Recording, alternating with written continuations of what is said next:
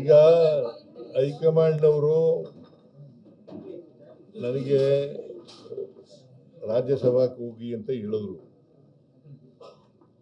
ರಾಜ್ಯಸಭಾಕ್ಕೆ ಹೋಗಿ ಅಂತ ಹೇಳಿದ್ರು.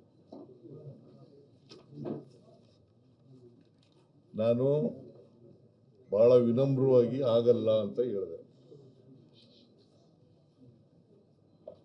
ನಾನು ರಾಷ್ಟ್ರ ರಾಜಕಾರಣದಲ್ಲಿ ನನಗೆ ಆಸಕ್ತಿ ಇಲ್ಲ, ರಾಜ್ಯ ರಾಜಕಾರಣದಲ್ಲೇ ಇರ್ತೀನಿ ಅಂತ ಹೇಳಿದ್ದೀನಿ. ನನಗೆ ಇನ್ನ ಜನ ಆಯ್ಕೆ ಮಾಡಿರೋದು ನನಗೆ 5 ವರ್ಷಕ್ಕೆ, ಇನ್ನೂ 2 ವರ್ಷ ಇದೆ.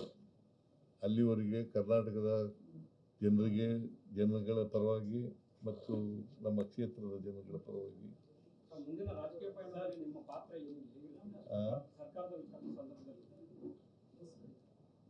ನಾನು ಈಗಾಗಲೇ ಹೇಳಿದ್ದೀನಿ.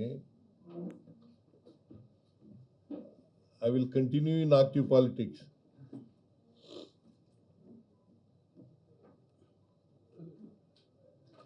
ನಾನು ಕೋಮು ಶಕ್ತಿಗಳ ವಿರುದ್ಧ ಹೋರಾಟ ಮಾಡ್ತೀನಿ ಅಂತ ಹೇಳಿದ್ದೀನಿ.